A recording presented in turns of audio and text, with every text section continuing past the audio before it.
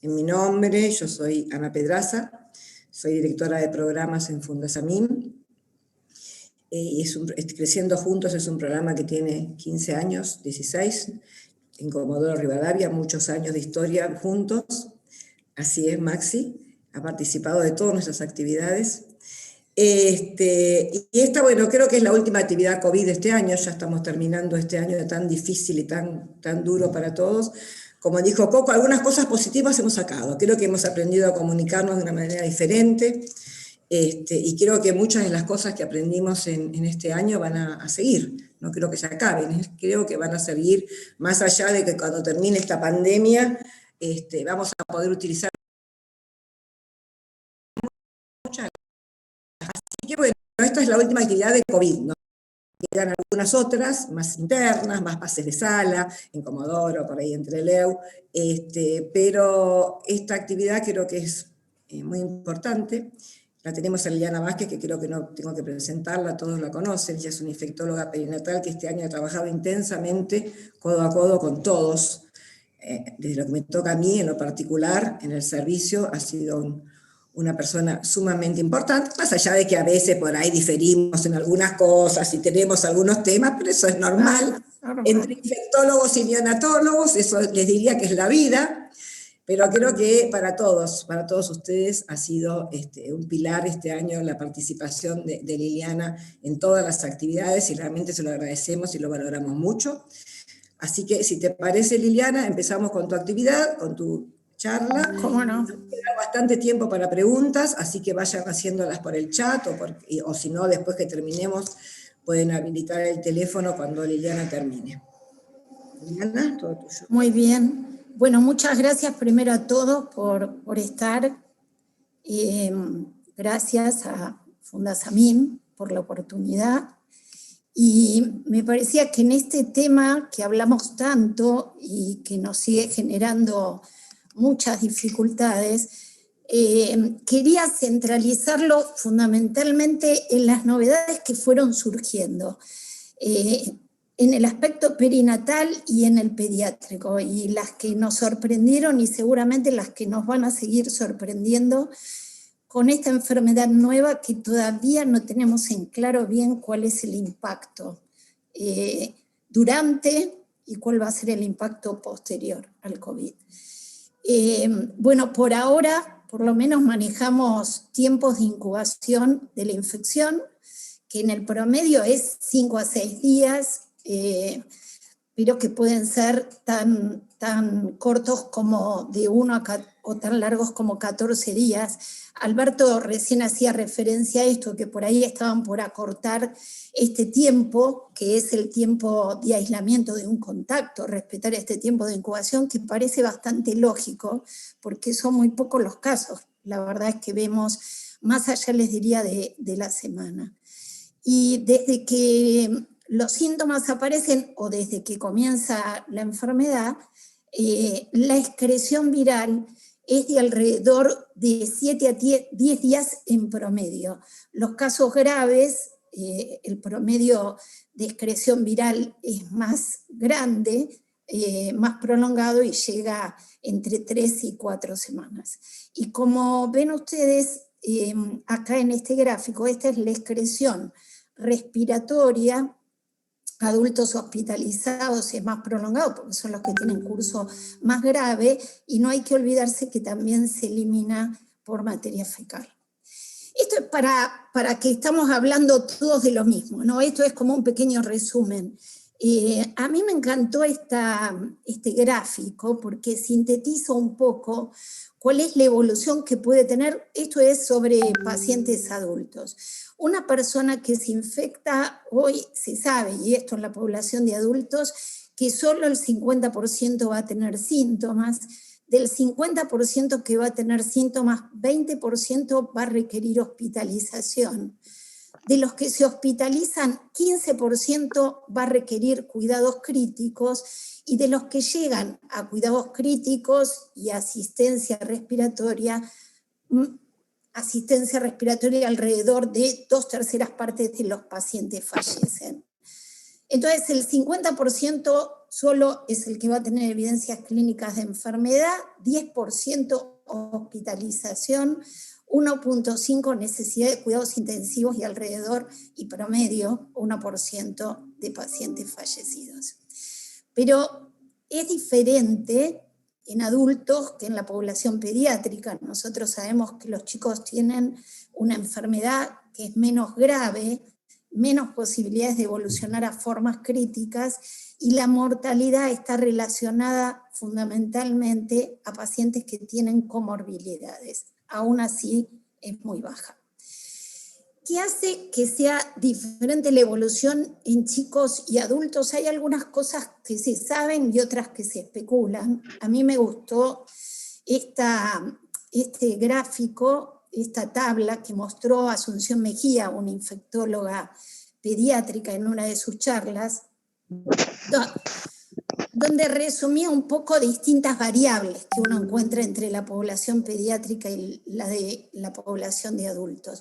Una es la respuesta inmune, es distinta, la respuesta inmune innata en los chicos se robusta, aumentan los linfocitos totales, sin embargo, en los pacientes adultos tienen menos linfocitos T, B y natural killer en relación a los pacientes pediátricos. Tiene una respuesta proinflamatoria mediada por citoquinas que es mucho más robusta. Los chicos tienen menos receptores ACE en el tracto respiratorio superior, los adultos tienen más y tienen más afinidad estos receptores. También es diferente su coagulación, tiene menos fibrinógeno, más proteína S y C, y los adultos tienen mayor agregación plaquetaria y mayor células endoteliales, y un poco en esto también está la respuesta inflamatoria diferente que tienen los pacientes adultos de los pacientes pediátricos.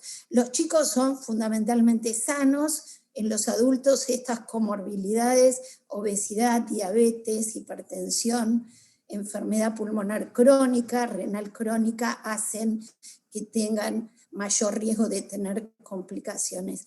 También se especula si la exposición previa a otros coronavirus, los del resfrío común, que son mucho más comunes en la población pediátrica, podría dar reacción cruzada con este SARS-CoV-2 y de esto hacer una enfermedad leve. También se postula que podría haber interferencia microbiana, la colonización en las mucosas por bacterias y virus es mayor en los chicos y eso podría interferir también la colonización y posterior infección por este virus. Estos son datos de Argentina, población pediátrica, la última publicación del Ministerio del 4 de octubre, 56.000 casos confirmados, fallecidos es alrededor de 1 por 10.000, representa esta corte pediátrica el 7% de la población total COVID positiva, y los menores de 1 año son tan solo un 5% de la población pediátrica. ¿Cuáles son los síntomas? En los chicos muy parecidos a los adultos, pero por ahí se diferencia que puede haber síntomas neurológicos, gastrointestinales y neurológicos, solos, sin componente respiratorio, y esto llega aproximadamente al 20% de esta corte de 27.000 pacientes analizados. Pero lo más común sigue siendo la fiebre baja, la tos, la odinofagia y las cefaleas. Y en relación a esos otros síntomas que fuimos descubriendo a medida que pasaba el tiempo, están las lesiones cutáneas que pueden aparecer en los pacientes COVID positivos.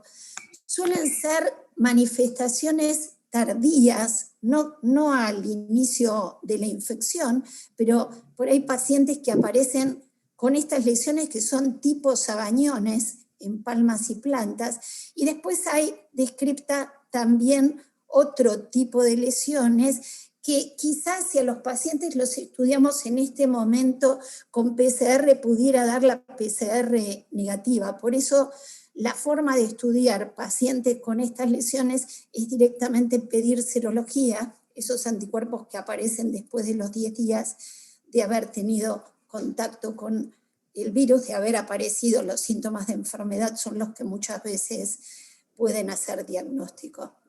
Esta es una chiquita con un síndrome inflamatorio multisistémico, la vio la doctora Torroija y me dio estas fotos, y me pareció muy interesante también las manifestaciones que tenía en piel. Saben que el síndrome inflamatorio multisistémico es la mayor parte de las veces una manifestación tardía, así que también se puede acompañar de este rash inespecífico de lesiones, en este caso como circinadas, bien limitadas, con centro más claro. Hay receptores ACE en el sistema nervioso central y periférico. Hay un micrófono abierto. Ahí estaban. Si pueden apagar, gracias. Hay receptores ACE en el sistema nervioso central y en el sistema nervioso periférico, y es el responsable de muchos de los síntomas que pueden llegar a tener los pacientes. Por ejemplo, como manifestaciones del sistema nervioso central, mareos, dolor de cabeza, alteraciones del estado mental, enfermedades cerebrovasculares, ataxia y también convulsiones. Nosotros hemos tenido pacientes pediátricos que ingresaron por convulsiones sin síntomas respiratorios y fueron finalmente infección COVID. O estas manifestaciones del sistema nervioso periférico que son tan específicas del COVID como son las alteraciones del gusto y del olfato principalmente. Esta es una publicación que habla de pacientes adultos, alrededor de 200 pacientes adultos, donde 36% de ellos tuvieron manifestaciones neurológicas. Y una cosa que me parece importante es que las manifestaciones neurológicas son en su mayoría manifestaciones precoces de la infección y que son mucho más frecuentes en pacientes que tenían evolución severa en relación a pacientes que tienen enfermedad no severa. Accidente cerebrovascular 6 veces más frecuente en los que tienen enfermedad severa, el deterioro de la conciencia 7 veces más frecuente, 4 veces más frecuente el daño muscular. Así que pacientes que ingresan con un evento no esperable en su evolución, tenemos que sospechar o descartar COVID también. Y después de la circulación del SARS-CoV-2, fundamentalmente enero y febrero, que empezó por Europa, meses después empiezan distintas sociedades científicas, mayo, abril, a poder definir esta complicación que podía aparecer en los pacientes pediátricos, que inicialmente la llamaban semejante al Kawasaki, pero después adquirió entidad propia, que es el síndrome inflamatorio multisistémico. Y las grandes diferencias que tiene con el Kawasaki, primero es que afecta a chicos más grandes. Algunas definiciones van hasta los 19 años y otras hasta los 21. Es más frecuente el shock dentro de las manifestaciones iniciales de este síndrome inflamatorio multisistémico, porque es habitual que tengan alteración miocárdica. Esta disfunción miocárdica es muchas veces la responsable de este shock. También tiene algunos otros datos que se parecen a un Kawasaki, como la conjuntivitis o los labios rojos, las adenopatías o el rash en todo el cuerpo. Pero lo diferente es que la afectación miocárdica es en base a la disfunción y no a la dilatación coronaria, como tienen muchas veces los pacientes que tienen Kawasaki. Y el 1 de agosto aparece dentro de los criterios clínicos en nuestro país la definición de síndrome inflamatorio multisistémico.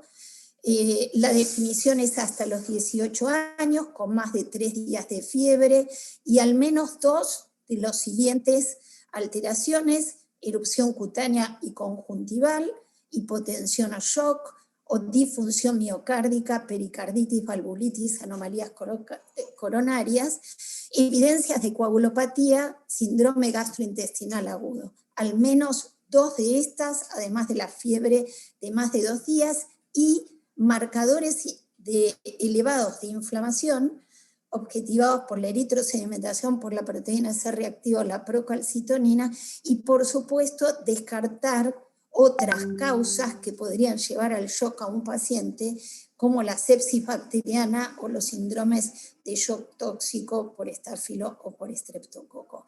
Así que dentro de la evaluación diagnóstica de estos pacientes, y para poder definir realmente el síndrome inflamatorio multisistémico, es necesario que evaluemos todas estas características. En Argentina, hasta el 4/10, están registrados 52 casos, 32 se diagnosticaron por PCR y 20 fueron confirmados por criterios clínicos epidemiológicos o serología positiva, que son las 2 formas de hacer diagnóstico junto con la clínica. 14 de estos pacientes requirieron internación en UTI, 8 asistencia respiratoria mecánica, 33 se encuentran dados de alta y hasta el 4/10 no hay registrados muertes asociados a síndrome inflamatorio multisistémico. Vamos a pasar ahora a la parte perinatal y las novedades que hubo en el impacto que podía dar el COVID en mujeres embarazadas. Inicialmente no se describió ninguna característica particular de morbilidad en la embarazada versus la no embarazada. Una de las primeras publicaciones que alerta sobre esto la publica el CDC, empleando, como ven ustedes, una corte muy, muy grande de pacientes. Quizás por eso antes no lo veíamos. ¿Se acuerdan que los reportes eran de 100 embarazadas, 400, 500? Bueno, acá hay más de 90.000 personas que tienen COVID, igualadas, por supuesto, por condiciones de comorbilidad, edad, factores de riesgo e incluso comorbilidades durante el embarazo. 83.000 no embarazadas, 8.000 embarazadas, y cuando evaluaron hospitalización, ingresos en terapia, asistencia respiratoria y muerte, vieron que la hospitalización era 5 veces mayor cuando se trataba de una embarazada, 1.5 más riesgo de entrar en ingresar en terapia intensiva, 1.7 más riesgo de ingresar en asistencia respiratoria, y no hubo diferencias en relación a la muerte. Pero sí, digamos que esto podía originar más morbilidad, aunque no más muerte, en una embarazada que curse COVID. No se olviden que nosotros estamos completando ahora un embarazo recién, en el tiempo de observación, así que hay muchas cosas que seguramente se van a seguir describiendo en relación al COVID y el embarazo. Otra de ellas fue cuando compararon todas pacientes con COVID, pero separadas por pacientes que tuvieron una evolución no severa y pacientes que tuvieron una evolución severa. Y vieron, por lo menos acá en una corte que no es muy grande, pero me parece que es un dato para sí seguir, que había una incidencia mayor de preeclampsia en las pacientes que tuvieron una evolución severa de COVID durante el embarazo. Y esto tiene sentido porque se vio cuando se describió infección placentaria por SARS-CoV-2 que podía producir intervellositis, este depósito de fibrina, infiltración en los espacios intervellosos, que es muy parecido esta infiltración de macrófagos y depósitos de fibrina, muy parecido a lo que se ve en la autopsia del tejido pulmonar de pacientes con COVID grave. Y esta intervellositis, y también puede ser producida, por supuesto, por otras causas, es una enfermedad típicamente idiopática o autoinmune, pero que se asocia a infecciones. También se la vio con citomegalovirus, con malaria, con otras infecciones, y se asocia a mayor tasas de aborto espontáneo, restricción del crecimiento y preeclampsia. Así que me parece que ese es un dato para seguir. También se describe en estas casi 400 pacientes mayor incidencia de nacimientos pretérminos. Casi 30% de esta población seguida tuvo su embarazo antes de término y casi el 90% nació por cesárea. En lo que hace a la posibilidad de transmisión intrauterina, todavía los datos no están muy claros. Se sabe que esto es posible, pero que seguramente la transmisión va a ser baja. Tampoco se sabe si es mayor en un trimestre que en otro. Pero en estos casi 400 recién nacidos estudiados, hijos de madres que tuvieron COVID durante el embarazo, cuando los evaluaron, vieron que 5% de ellos tenían definición de infección congénita. Así que seguramente las cifras, por lo menos las cifras teóricas que manejamos hoy, es que la transmisión transplacentaria podría ser alrededor del 5%. Entonces, nosotros tenemos como escenarios para ese feto recién nacido que el virus puede llegar por vía intrauterina. Sabemos que la viremia de estos pacientes, de cualquier paciente con COVID, es rara, pero hay receptores virales AC2 en las células placentarias y esto podría ser factible, y de hecho está demostrado la infección placentaria, aunque poco frecuente, y esto podría dar lugar entonces a una infección congénita. Pero la mayor parte de los recién nacidos o neonatos infectados van a ser infectados perinatalmente. En el momento del nacimiento, si el parto es vaginal, tiene mayor riesgo de exposición a las heces maternas en el momento del parto y también a las secreciones respiratorias. En el periodo postnatal, mayor exposición a las secreciones respiratorias, y esto podría dar a una infección, curso a una infección neonatal. Donde sabemos que la infección en el periodo neonatal, muchas de ellas es asintomática, y cuando el paciente es sintomático, bueno, hay una amplia gama de probabilidades de síntomas, algunos muy leves y otros severos, como nos contaba la gente de Neuquén.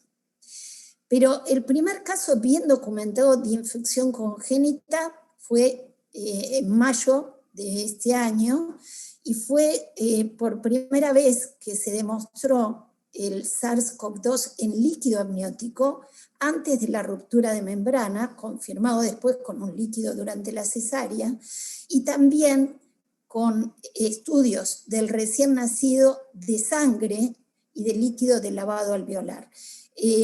Así que esto, junto con las definiciones que aparecieron después, nos permiten definir que esta es una infección congénita confirmada. Hay toda una definición según el tipo de material que nosotros obtenemos positivo con PCR para SARS-CoV-2, cómo definiríamos a ese neonato recién nacido con estudios positivos. Para definirlo como congénito y ser confirmado, la PCR tiene que ser positiva en sangre, o sangre de cordón o sangre periférica del neonato con menos de 12 horas de vida. La definición de congénito no es por un hisopado nasotraqueal en el momento de nacer el paciente, sino con estudio de sangre. También puede ser con serología, aunque tenemos que tener en cuenta la cantidad de falsos positivos que puede tener la IgM para SARS-CoV-2. Cuando la PCR al nacimiento es positiva, se toma aún luego de limpiar al recién nacido y es positiva, y se repite a las 48 horas y es positiva de secreciones respiratorias, nosotros podemos decir que la infección fue intraparto, aunque al momento del nacimiento ya el estudio sea positivo. Y posparto, cuando en el momento del nacimiento es negativo, pero a las 48 horas las secreciones respiratorias son positivas. Este es alguno de los ejemplos de la evolución clínica que puede tener un paciente que tiene COVID en el periodo neonatal. Chicos por ahí que nacen de término, sin ningún antecedente, que están bien, y que en este caso fue al 4.º día de vida, 2 días después de la madre empezar con síntomas, empieza a presentar cianosis, mala succión, dificultad respiratoria, ingresa a la unidad neonatal, requiere una cánula nasal de alto flujo, tiene una placa de tórax que es patológica, pero bueno, rápidamente este paciente mejora, a las 50 horas suspende el soporte respiratorio y logra irse de alta con buena evolución. O este paciente que tuvo una evolución más grave, se interna a las 3 semanas de vida, tenía el antecedente de uno de los convivientes con síntomas respiratorios, ingresa con estas opacidades lineales bilaterales y consolidación en el lóbulo superior derecho, un hemograma con leucopenia y una fórmula repartida, rápidamente evoluciona al shock, ingresa en asistencia respiratoria, el paciente se hace diagnóstico de COVID-19 y rápidamente también mejora, a los 9 días evoluciona sin oxígeno suplementario. ¿Cómo nos preparamos nosotros para todo este año? Como seguramente trabajaron intensamente ustedes, redactando guías de manejo adaptadas a cada lugar. Hicimos una conexión por WhatsApp con un grupo de equipo perinatal donde estaba admisión al centro obstétrico, quirófano, obstetricia, neonatología, clínica médica, puericultoras, enfermeras de adultos de neo e infectología. Y lo que hacíamos a través de ese grupo, enviar alertas de pacientes que podían estar internadas con una infección confirmada, con una sospecha de infección, pero también con este tercer escenario que se nos da a nosotros, nada más, los que trabajamos en la perinatología, que tenemos embarazadas internadas, por ahí porque rompieron bolsa o por algún problema obstétrico, y terminan aisladas porque están cumpliendo un aislamiento preventivo por contacto estrecho. O sea, donde el motivo de internación no es la sospecha de infección COVID ni la infección, sino un aislamiento preventivo que se instala dentro de la causa de internación de la paciente. Vienen a tener su parto y estaban cumpliendo un aislamiento preventivo. Así que la internación en cualquiera de estos 3 escenarios ponía en alerta a todo el equipo perinatal y clínico. Bueno, aprendimos a usar los elementos de protección personal, no hacemos evaluación sobre PCR para SARS-CoV-2 en las pacientes que ingresan para un parto o para una cesárea. Sabemos que estos estudios tienen menor sensibilidad en los pacientes que están asintomáticos, así que como política decidimos emplear el nivel más alto de protección en las situaciones que producen potencialmente alta aerosolización, o que en el ambiente donde se trabaja podría ser que sea un ambiente de riesgo, como puede ser un quirófano, un espacio chico con mucha gente durante un tiempo largo.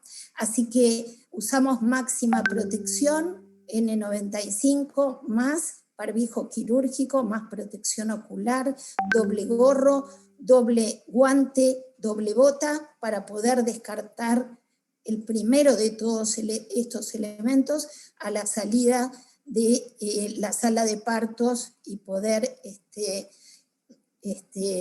estar protegidos el resto del tiempo. También se trabajó mucho, y esto los neonatólogos lo tuvieron muy presente, en defender todo lo adquirido hasta antes del COVID. Y una de las cosas que trabajamos intensamente fue en mantener el acompañamiento de las pacientes que venían al parto o transcurrían su puerperio. Pedíamos que el acompañante solo sea una persona que no tiene síntomas, no ponía sana, sino que no tuviera síntomas, que no tuviera factores de riesgo, que no sea menor de edad ni mayor de edad. No sé quién puso 60, yo hoy estaba por cambiar los 65, así no me tocaba, pero no sé quién tuvo la maldad de pararlo en 60. Pero bueno, estas eran las condiciones. Debía permanecer, por supuesto, con barbijo, le dábamos un barbijo quirúrgico con todas las medidas de protección, y si la paciente era positiva, COVID positiva, la pareja podía mantenerse internado en el lugar. Nosotros tenemos un espacio donde podíamos tener a las dos personas compartiendo la habitación, pero pedíamos que sea el único acompañante y que estuviera durante toda la internación. Alguien que tiene que hacer un aislamiento por contacto estrecho no puede salir y volver a entrar a la habitación, sí lo puede acompañar y circular como circulaba la paciente embarazada dentro de la institución. Preparamos la sala de partos, sacando primero todos los elementos que no eran necesarios, cubriendo todos los que eran difíciles de limpiar, que requería una limpieza minuciosa, y eso llevaba mucho tiempo, y se colocó la unidad de neonatal para hacer la recepción en la misma sala de partos. No bañamos al bebé, le colocamos la pulsera identificatoria y el resto de las rutinas las hicimos en la habitación, lo trasladábamos en incubadora cerrada y teníamos esto preparado con todos los elementos para hacer una reanimación cardiorrespiratoria o para colocar un tubo en caso de neumotórax, todo en un paquete cerrado que si no se usaba se podía limpiar y guardar y volver a utilizar, pero por supuesto tenerlo a mano en caso de que fuera necesario. También se preparó todos los elementos que hacían a la reanimación cardiopulmonar, como ustedes saben mejor que yo, con bolsa autoinsuflable, con reservorio cerrado y filtro, un reanimador con pies en T y filtro. Al principio estábamos un poco reacios, pero finalmente con toda la experiencia que publicaba en El Mundo, estimulamos el contacto piel a piel y se mantuvo la ligadura tardía de cordón. ¿Y qué hacer con el recién nacido después que nace? Si ir a la unidad neonatal o permanecer en la habitación con la madre. Lo discutimos mucho en grupo inicial. Con la experiencia de influenza decidimos mantener todas las precauciones respiratorias, que el paciente, que el niño pueda estar a por lo menos 2 metros de la vía respiratoria de la madre cuando estaba en su cunita, pero de mantenerlo en la habitación. Pero bueno, todavía no sabíamos cuál podía ser el impacto ese, nos parecía que era lo mejor, porque también separarlo tiene sus consecuencias, pero me pareció muy buena esta publicación que hacen 3 hospitales de Nueva York, donde incluyeron 116 mujeres COVID positivas al momento del nacimiento, realizaron contacto piel a piel, alimentación a pecho con medidas de protección e internación conjunta. Nacieron 120 recién nacidos, todos fueron testeados para SARS-CoV-2, fueron negativos dentro de las primeras 24 horas de vida, y estos neonatos fueron seguidos hasta la segunda semana de vida. Se siguieron hasta la segunda semana 72 neonatos, ninguno de todos los seguidos tuvo síntomas ni tuvo PCR positiva. Así que me parece que se va consolidando la información con datos para mantener esto de la internación conjunta de la madre con su recién nacido. Así que la madre COVID positiva, que nosotros la tenemos aislada por sospecha, por confirmación o que cumple un aislamiento preventivo, el recién nacido se traslada en incubadora cerrada. Si la condición del niño es buena y de la madre también, se hace internación conjunta. Si el recién nacido tiene menos de 24 semanas o requiere ingresar en la unidad de cuidados intensivos o la madre se enferma, se hace internación en un sector de aislamiento de la neonatología e hisopamos solamente al paciente sintomático. Si tenemos un niño internado en la unidad neonatal y se produce un contacto estrecho con COVID, y esto nos pasó con chicos internados en la unidad neonatal cuyos padres empezaron con síntomas y tuvieron diagnóstico de COVID, a ese paciente, si estaba sintomático, le hacíamos PCR para SARS-CoV-2, un hisopado nasotraqueal. Si era negativo, lo manteníamos en aislamiento preventivo 14 días y si era positivo, lo aislábamos durante 10 días. Pero si el paciente estaba sintomático, en este contacto estrecho, protegido porque los padres de los niños que están internados usan barbijo, y el paciente estaba asintomático, solamente lo aislábamos, solo en caso de presentar síntomas se hacía PCR. Si cualquier niño internado en la unidad neonatal presenta síntomas respiratorios o hay un evento clínico no esperado en la evolución del paciente, ese paciente se coloca en un sector de aislamiento y se evalúa para SARS-CoV-2. Si es negativo y el paciente tiene diagnóstico que justifique otro evento, se levanta el aislamiento y si es positivo se mantiene aislado durante 10 días. En ningún caso volvemos a repetir la PCR para SARS-CoV-2, solo tenemos la inicial positiva en el que estaba asintomático que realizamos y después es solo seguimiento clínico.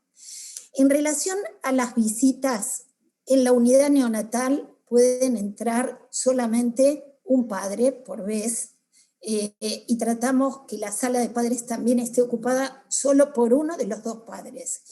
Hay dos padres solo cuando hay gemelos, cuando hay dos niños internados para que pueda, al igual que el resto de los chicos, tener uno de sus padres con ellos. Pero se permiten las visitas de... ¿Ustedes también escuchan o solo yo? Está un micrófono abierto.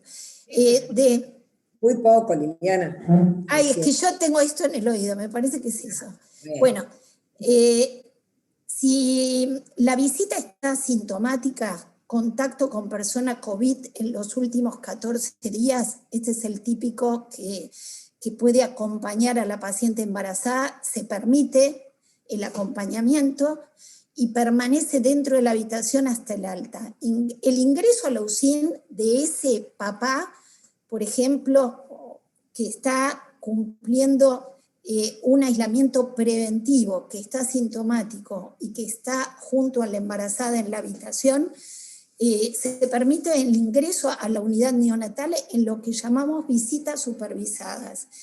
Personal de la unidad neonatal, médico o enfermera, va a buscar a ese padre, se coloca un camisolín arriba de su ropa, se cambia el barbijo, lo acompañamos hasta la unidad neonatal, se lava las manos al ingreso, ingresa, está en contacto con su bebé y después a la salida, otra vez personal de salud lo acompaña nuevamente hacia la habitación. Sí, esa persona que no debería salir de la habitación, en realidad cuando circula por el resto de la institución, lo hacemos en forma supervisada.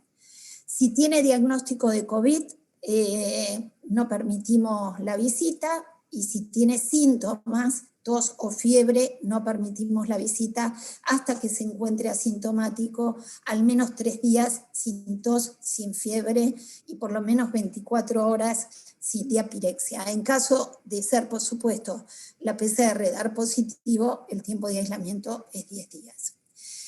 Promovemos la lactancia, y ustedes habrán visto algunas publicaciones que hablaban de PCR positivas en leche materna, pero lo que se ha encontrado positivo es esto, solamente RNA viral, el virus no se lo ha podido cultivar, así que no se ha demostrado que realmente la leche materna sea una transmisión efectiva del virus. Lo más probable es que sea la vía respiratoria amamantando a ese recién nacido, así que promovemos la lactancia y, por supuesto, que trabajamos mucho en todo lo que es la protección de la vía respiratoria de la madre.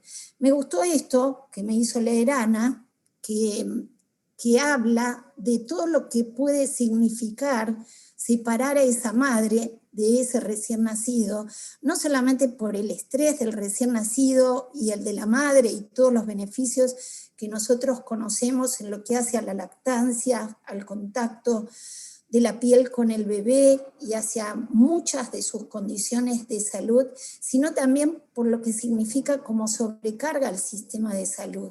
2 habitaciones, más personal de salud y más EPP. Y finalmente no preparamos a esta familia para el alta, porque lo más probable es que cuando se produzca el alta, la madre todavía esté eliminando virus y le tenemos que enseñar a cómo protegerse aún estando en la casa. Así que trabajamos mucho en todo lo que es la preparación previa y durante el amamantamiento. Lo más importante es tener una buena protección respiratoria.